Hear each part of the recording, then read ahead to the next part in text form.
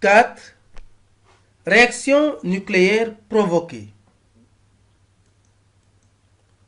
4.1. Fission nucléaire.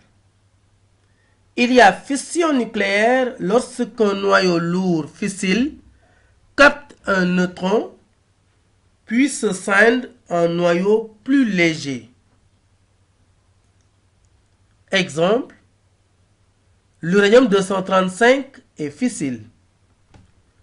L'équation de la réaction de fission nucléaire de l'uranium peut s'écrire sous la forme U92-235 plus un neutron N01 qui donne le strontium Sr3894 plus le xénon Xe50440 plus 2 neutrons.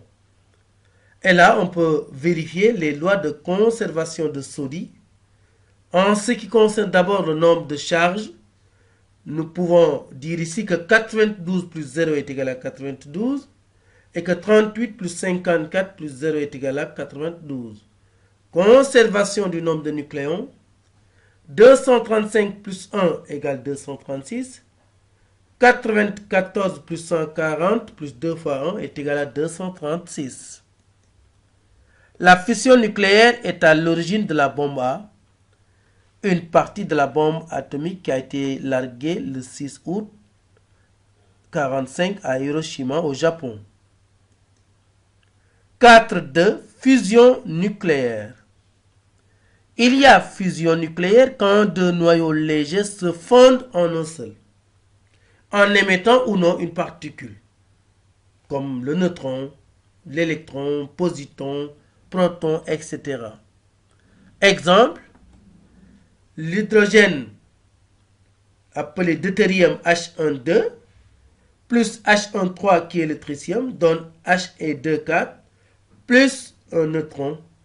Là aussi, les lois de conservation se vérifient. 1 plus 1 est égal à 2 plus 0. 2 plus 3 est égal à 4 plus 1.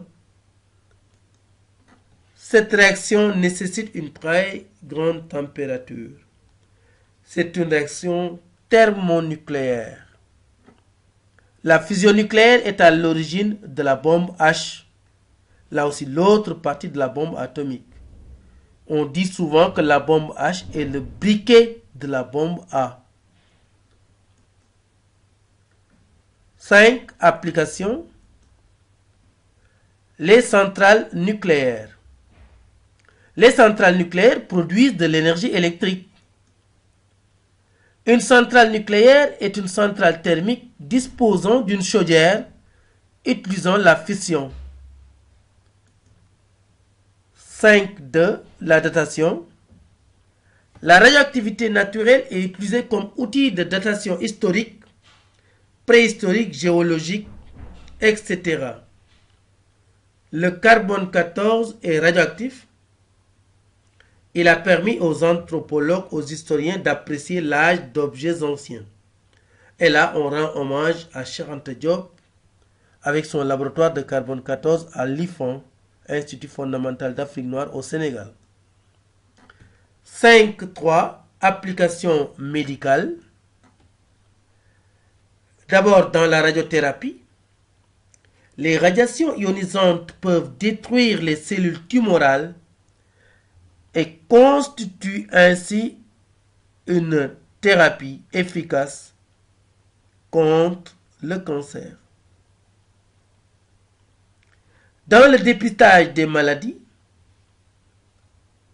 on fait appel aussi à la radioactivité.